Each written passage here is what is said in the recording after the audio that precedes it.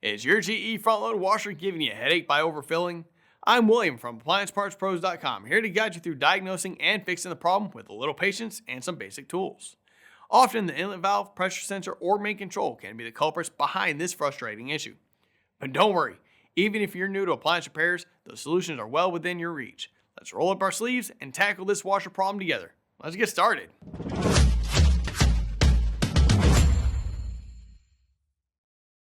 With over 2 million products in stock and the know-how to help you do it yourself, we are AppliancePartsPros.com. Let's start by getting our tools together. For today's work, we'll need a multimeter, a Phillips screwdriver, and a pair of pliers.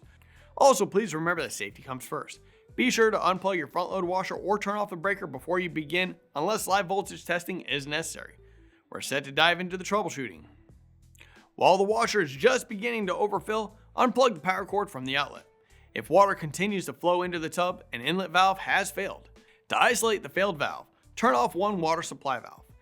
If the water stops, the inlet valve supplied by that hose has failed. If the water continues, the other inlet valve has failed. If the water stopped immediately when the power cord was unplugged, continue troubleshooting. Remove the screws securing the top panel, slide it back, then lift it up. Set the top panel to the side.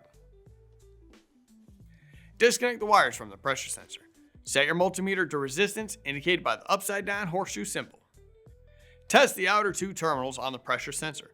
You should see a resistance reading between 21 and 22 ohms. If the resistance is outside of this range, the pressure sensor has failed. If the resistance is within range, something else is causing your washer to not fill.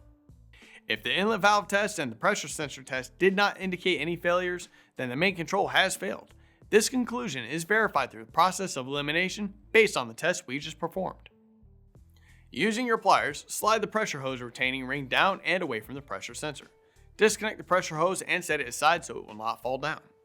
Rotate the pressure sensor 90 degrees and pull it away from the frame to remove it.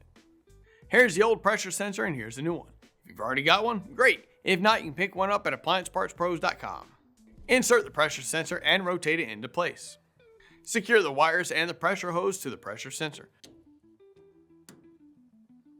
Reinstall the top panel and secure it to the washer. Plug the power cord back in, and with that, we're done. Once you've pinpointed the issue with your GE front-load washer, whether it's the inlet valve, pressure sensor, or main control, head over to AppliancePartsPros.com with your model number to order the replacement parts you need. Most orders arrive within a couple of days. After your parts arrive, you can rely on our detailed video guides to help you with the installation. If you'd like a little more diagnostic assistance, be sure to visit our forum page where you can get answers from our technicians. Links in the description. We'd love to hear about your repair journey, so please share your experience with us in the comments below. Your feedback not only helps the community, but also helps us to continue to support you with your do-it-yourself adventures. Happy repairing!